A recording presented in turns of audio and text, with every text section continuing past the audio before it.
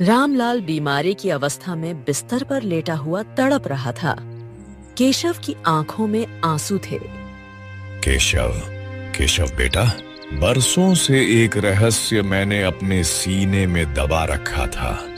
अब मेरा अंतिम समय आ गया है। मैं चाहता हूं कि अब उस रहस्य का खुलासा कर दिया जाए। ये सुनकर केशव बुरी तरह से रोने लगा। नहीं पिताजी नहीं, अभी आप बहुत वर्ष जिएंगे।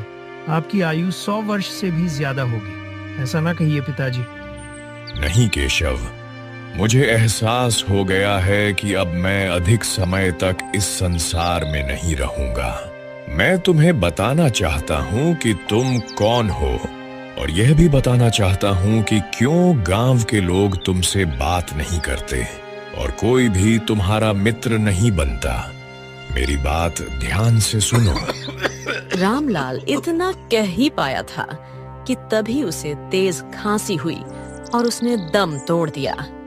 पिताजी पिताजी नहीं नहीं पिताजी, आपके सिवा मेरा इस संसार में था ही कौन। अरे गांव में तो कोई मुझसे बात तक नहीं करता, कोई दोस्त नहीं बनाता, लेकिन इसके बाद भी मैंने कभी अकेलापन महसूस नहीं किया। पिताजी आज सही मायनों में मैं अकेला हो गया। इतना कहकर केशव रामलाल को पकड़कर फूट फूट कर रोने लगा। कुछ देर बाद केशव ने अपने पिता रामलाल का अंतिम संस्कार कर दिया। केशव घर पर अकेला बैठा उदासी में डूबा हुआ था। पिताजी तो छोड़कर चले गए। जो थोड़ा बहुत धन था वो भी अब खत्म हो गया। अब मुझे कोई काम धंधा ढूंढना चाहिए। जब तक पिताजी जीवित थे उन्होंने मुझे कोई काम करने ही नहीं दिया। इतना सोचकर केशव गांव के मुखिया के पास गया, जिसके पास गांव के कई खेत थे। अरे अरे, तू अंदर कैसे आ गया? अरे कहाँ घुसा चला आ रहा है? अरे तू है कौन? प्रणाम मुखिया जी, मैं आपसे मदद मांगने आया हूँ। अरे तू पहले मेरे घर से बाहर निकल। चल बाहर निकल, उसके बाद अपनी समस्या बताना। अरे बाहर तो निकल पहले। केशव चुपचाप बाहर आ गया। कुछ ही क्षणों बाद मुखिया बाहर आया। चल जल्दी बोल, यहाँ काहे के लिए आया है? मुखिया जी, आप तो जानते ही हैं कि मेरे पिताजी रामलाल कुछ दिन पहले स्वर्ग सिधार गए। जब तक जीवित थे तब तक मुझे काम करने की आवश्यकता नहीं पड़ी, और सच तो यह है कि उन्होंने कभी भी मुझे कोई काम करने ही नहीं दिया। अब घर का सारा धन खत्म हो चुका है, अनाज भी नहीं बचा। आपके पास गांव में बहुत सारे खेत हैं, किसी एक खेत में मुझे मजदूरी पर रख लीजिए ना। मुझे बस पेट भर खाना मिल जाए, मेरे लिए इतना ही काफी है। मदद कीजिए ना मुखिया जी, मदद कीजिए। अरे हलवा मदद कीजिए भाई, हम तुमको अपने खेत में नहीं रख सकते हैं और तुमको हम गांव में रहने दे रहे हैं ना, यही बड़ी बात है। अगर हमारा बस चले तो तुमको तो हम लात मारकर गांव से बाहर निकाल दें। चलो उठो यहाँ से, दफा हो जाओ, निकलो, चले आते हैं मुंह उठाकर। इतना कहकर मुखिया ने दरवाजा बंद कर लिया। केशव अपमानित होकर रोते हुए वहां से चला गया। कुछ दूर जाकर केशव पेड़ के नीचे बैठ गया। क्या करूं, किससे काम मांगूं, क्या करूं? हाँ, एक काम करता हूँ, पड़ोस की गंगा मौसी से मदद मांगता हूँ। वैसे भी सिर्फ उनकी पुत्री राधा ही है जो पूरे गांव में मुझसे बात करती है। हाँ। केशव गंगा मौसी के घर गया। गंगा मौसी उसे देखकर क्रोधित हो गई। तेरी हिम्मत कैसे हुई मेरे घर में घुसने की? गंगा मौसी मेरी बात सुनो, मेरी बात सुनो। आप तो जानती हो ना कि मैं अनाथ हूँ, मुझे काम की सख्त जरूरत है। गांव के लोग आपका बहुत सम्मान करते हैं। अगर आप हमारी सिफारिश कर दोगी गंगा मौसी, तो हमको कुछ ना कुछ काम मिल सकता है। हम कुछ भी करने को तैयार हो। घर पे सही बताऊं तो घर पे अनाज तक खत्म हो गया है मौसी। अरे तुझे गांव में कोई काम नहीं देगा, दफा हो जा यहाँ से। गंगा मौसी ने इतना कहा ही था कि तभी उनकी पुत्री राधा वहां आ गई। माँ, ये आप क्या कर रही हैं? केशव बेचारा काम मांगने आया है और आप इसे इस तरह भगा रही हैं। इतनी बुरी तरह से तो किसी भिखारी को भी नहीं भगाते। बकवास बंद कर। राधा, कितनी बार कह चुकी हूँ कि इस मनहूस की तरफदारी मत किया कर। इतना कहकर गंगा मौसी ने केशव से कहा, आइंदा यहाँ अपनी शक्ल मत दिखाना। इतना अपमान सहने के बाद केशव की आंखों में आंसू आ गए और वह अपने घर की ओर लौट गया।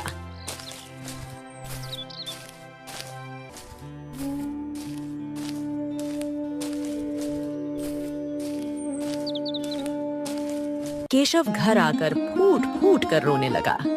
भूख से उसकी हालत बिगड़ चुकी थी क्योंकि उसने 2 दिनों से कुछ भी नहीं खाया था। तभी वहां गंगा मौसी की पुत्री राधा थाली में खाना लेकर आई। अपना मन छोटा मत करो, एक दिन सब ठीक हो जाएगा। मेरा मन कहता है कि जो गांव वाले तुमसे नफरत करते हैं, एक दिन वही तुमसे प्रेम करेंगे। मैं जानती हूँ कि तुमने 2 दिनों से कुछ नहीं खाया, इसलिए मैं तुम्हारे लिए खाना लेकर आई हूँ। नहीं नहीं राधा, नहीं। ये सच है कि हमको इस वक्त बहुत ज्यादा भूख लगी है, लेकिन नहीं, मैं ये खाना नहीं खा सकता। क्यों नहीं खा सकते? अरे क्योंकि अगर तुम्हारी माँ को पता लग गया ना कि तुम मेरे लिए खाना लेकर आई थी, तो वो मुझे बहुत बुरा भला कहेंगी। नहीं नहीं राधा। मुझे उसकी कोई परवाह नहीं। गांव वाले तुमसे क्यों नफरत करते हैं मुझे नहीं पता और ना ही जानना है। मैं बस इतना जानती हूँ कि वह सब इंसानियत के दुश्मन हैं और मैं गांव वालों जैसी नहीं बनना चाहती। अगर तुम मेरा जरा भी सम्मान करते हो तो यह खाना खाओ। केशव राधा का मन रखने के लिए खाने लगा। ए राधा, देखो, तुम हमारे लिए रोज रोज खाना नहीं ला सकती हो। मैं काम करना चाहता हूँ, लेकिन गांव में कोई मुझको काम देना ही नहीं चाहता। क्या करूं मैं? तो तुम एक काम क्यों नहीं करते? जंगल से लकड़ियां काटकर बाजार में बेच सकते हो।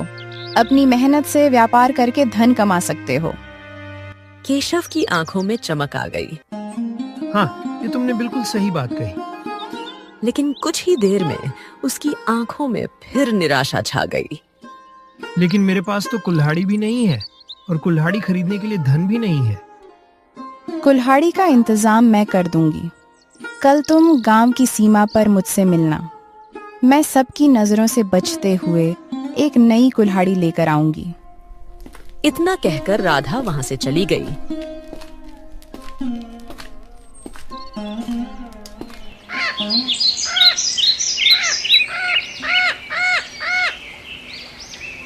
अगले दिन केशव गांव की सीमा पर पहुंचा और राधा का इंतजार करने लगा। तभी उसकी नजर सीमा के पास खड़ी एक पुरानी आलीशान हवेली पर पड़ी जो वर्षों से वीरान थी। केशव उसे गौर से देखने लगा। तभी राधा वहां आ गई।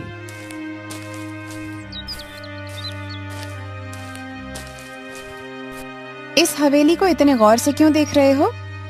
बस समझ नहीं आता राधा। यह हवेली वर्षों से वीरान है और गांव के लोग जब भी इसके पास से गुजरते हैं तो डर से कांप जाते हैं। ऐसा क्यों?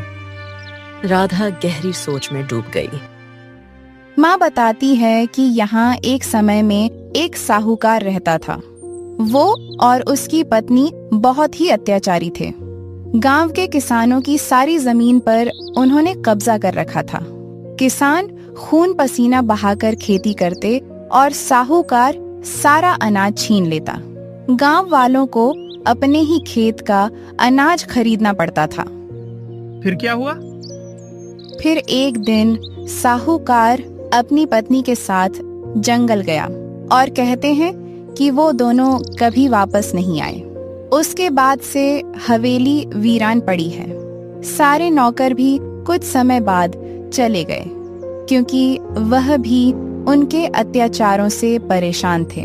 खैर, इन बातों को छोड़ो, यह कुल्हाड़ी रखो। भगवान का नाम लेकर नया काम शुरू करो।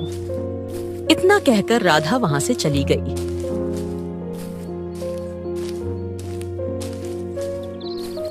केशव जंगल की ओर चला गया।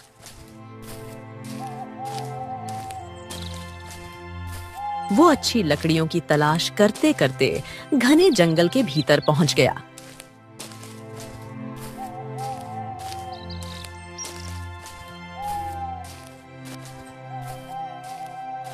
वहां उसे एक वृक्ष मिला जिसे देखकर वो बोला, हाँ, इस पेड़ की लकड़ी बहुत अच्छी लग रही है, चलो इसको ही काटूंगा।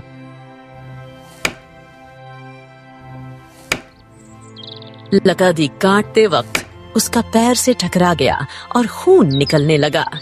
अरे रे रे, ये क्या हुआ? कुल्हाड़ी चलाते चलाते अचानक से मेरा पैर इस पेड़ पर कैसे लग गया? ओ हो। तभी उसके कानों में एक आवाज गूंजी। लगता है तुम पहली बार लकड़ियां काटने आए हो। केशव इधर उधर देखने लगा, लेकिन उसे कोई दिखाई नहीं दिया। केशव ने जैसे ही ऊपर देखा, एक बंदर उसे घूर रहा था। अगले ही पल बंदर छलांग मारता हुआ उसके पास आ गया। हाँ, तुम्हारे पैर में तो बहुत ही खतरनाक चोट लगी है, रक्त भी बह रहा है। अगर इस पर जड़ी बूटी नहीं लगाई गई ना, तो यह जख्म नासूर बन सकता है। तुम रुको, मैं अभी लेकर आता हूँ। केशव डर गया। हाँ हे भगवान, ये बंदर पर ये मनुष्यों की तरह बात कर रहा है। लगता है मैंने किसी राक्षसी वृक्ष पर कुल्हाड़ी चला दी है।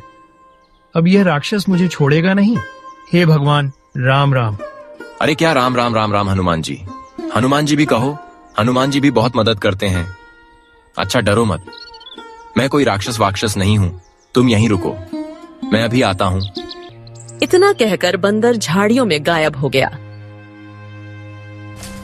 कुछ देर बाद वो जड़ी बूटी लेकर लौट आया। हाँ, लो इसे अपने पैर पर लगाओ, रक्त बहना बंद हो जाएगा। अरे लगाओ भी, देखो मत, लगाओ। केशव ने जड़ी बूटी अपने घाव पर लगाई। तो तुम कौन हो और तुम मनुष्यों की भाषा में बात कैसे कर रहे हो? क्या मैं किसी मायावी जंगल में आ गया हूँ? नहीं, ये कोई मायावी जंगल नहीं है। और जहां तक मेरी बात करने की बात है, तो समझ लो कि यह एक साधु का वरदान है। अब केशव का डर थोड़ा कम हो गया था। मेरा नाम केशव है। हो तो तुम्हारा नाम केशव है, लेकिन यह बताओ, तुम्हारे चेहरे पर इतनी उदासी क्यों है? क्या हो गया? वैसे तो मैं किसी को नहीं बताता, लेकिन जाने क्यों तुम्हें देखकर लगता है कि अपने मन की पीड़ा बांट लेनी चाहिए, शायद मन हल्का हो जाए। सुनो, बात यह है कि इतना कहकर केशव शुरू से लेकर अब तक की सारी घटना बंदर को बताने लगा।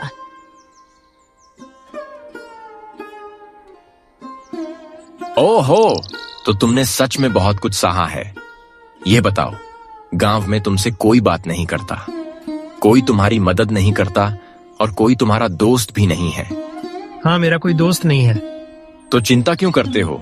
उदास मत हो, मुझसे दोस्ती करो, मुझे अपना दोस्त बना लो और मुझे अपने गांव ले चलो। क्या कहते हो? हाँ, ये बढ़िया उपाय है।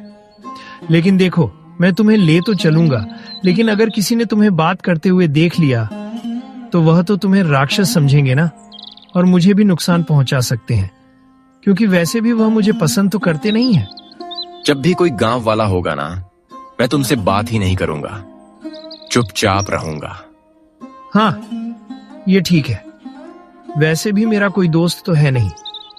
अगर तुम मेरे घर पर रहोगे तो मेरा समय भी कट जाएगा। हाँ, बिल्कुल, चलो। लेकिन चलो कैसे? पहले लकड़ियां तो काट लो, जिस काम के लिए आए थे वो तो करो। दोनों मुस्कुराते हैं। केशव लकड़ियां काटता है।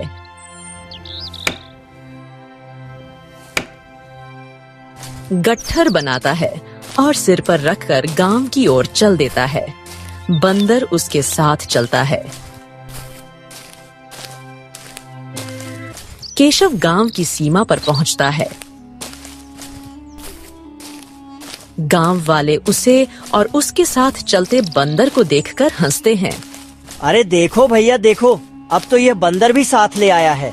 यानी कि एक बंदर पहले था, अब दूसरा बंदर भी आ गया।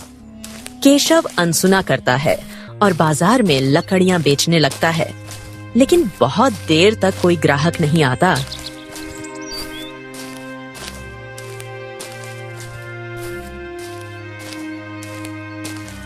अरे अपनी लकड़ियां समेट और दूसरे गांव का रास्ता नाप। इस गांव में तुझसे कोई भी कुछ भी नहीं खरीदेगा, समझा? चला आया मुंह उठाकर लकड़ियां बेचने, बताओ भला। वो व्यक्ति चला जाता है। केशव निराश होकर लकड़ियां वापस लेकर अपने घर लौट आता है। उसकी आंखों में आंसू हैं।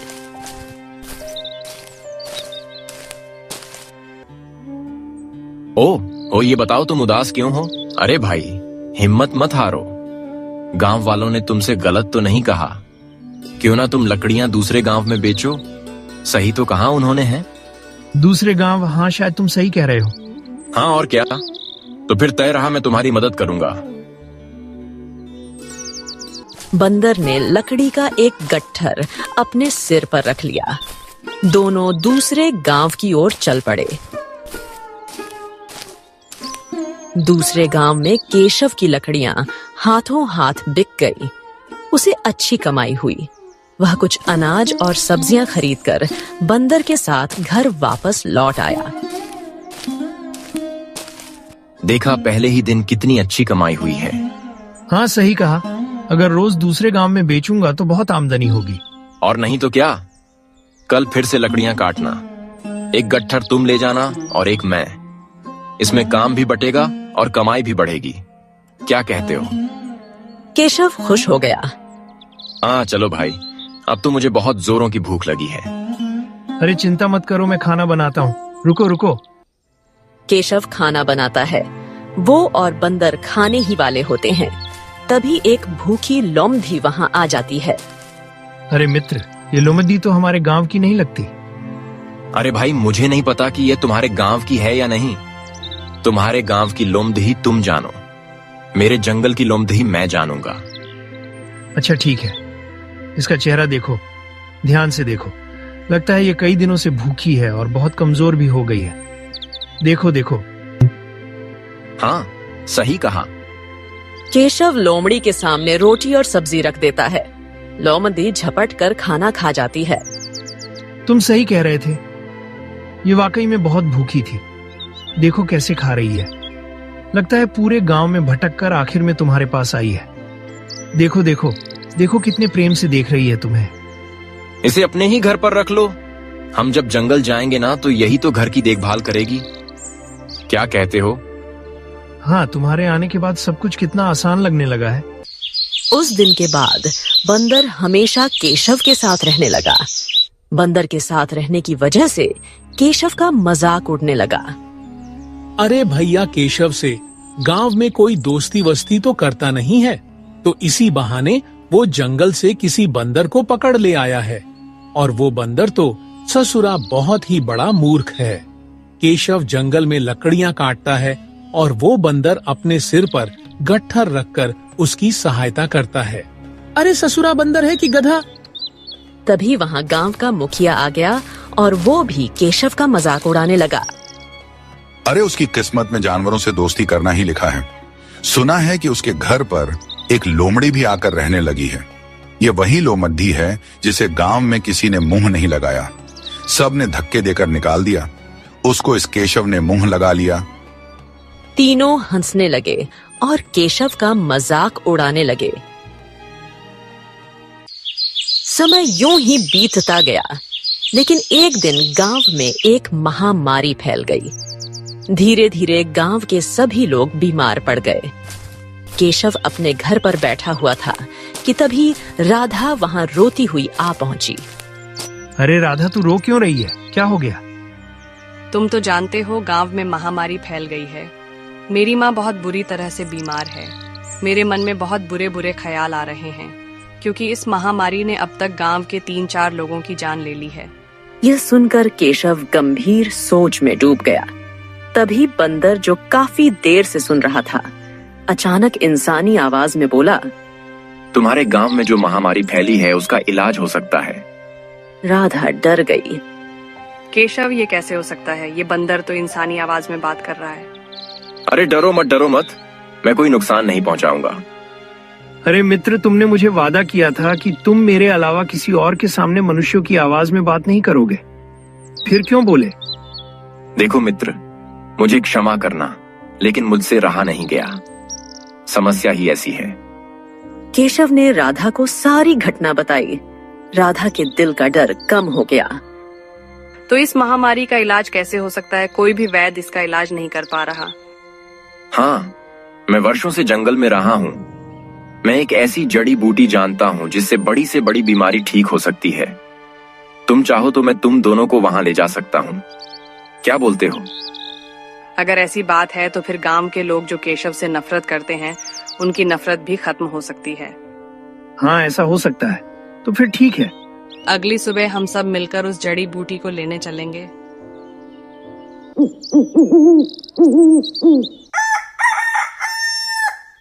अगली सुबह राधा, केशव और बंदर जंगल की ओर निकल गए।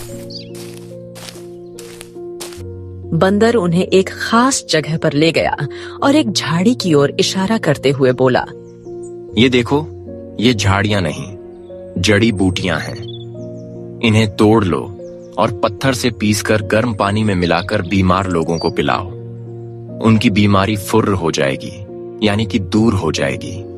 राधा और केशव ने सभी जड़ी बूटियां तोड़ ली और गांव लौट आए। रात भर केशव ने मेहनत से सारी जड़ी बूटियां पीस लीं।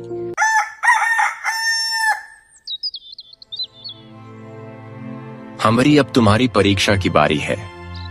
तुम्हें राधा के साथ गांव के सभी घरों में जाना होगा और बीमार लोगों को यह जड़ी बूटी देनी होगी।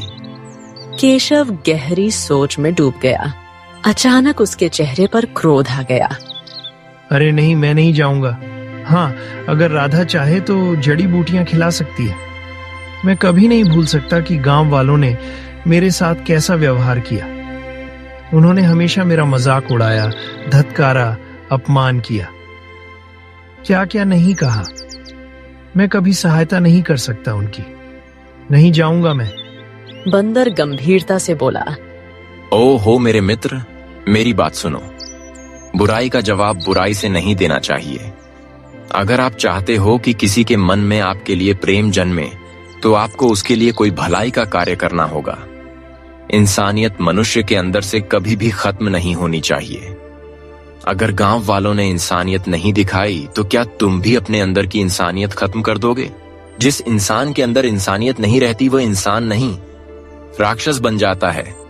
बताओ, क्या तुम राक्षस बनोगे? बोलो। राधा की आंखों में आंसू आ गया। हो तो तुम बंदर, लेकिन बात बहुत गहराई की कहते हो। केशव की समझ में बात आ गई। वो राधा के साथ गांव के मुखिया के घर गया।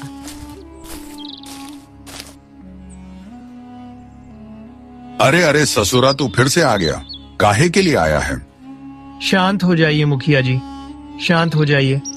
देखिए, आपने मेरा बहुत अपमान किया, फिर भी मैं सब कुछ भूलकर आपके इलाज के लिए दवाई लेकर आया हूँ। मुखिया चौंक गया। केशव सच कह रहा है। जंगल में एक खास जड़ी बूटी मिली है जिससे बीमारी ठीक हो सकती है।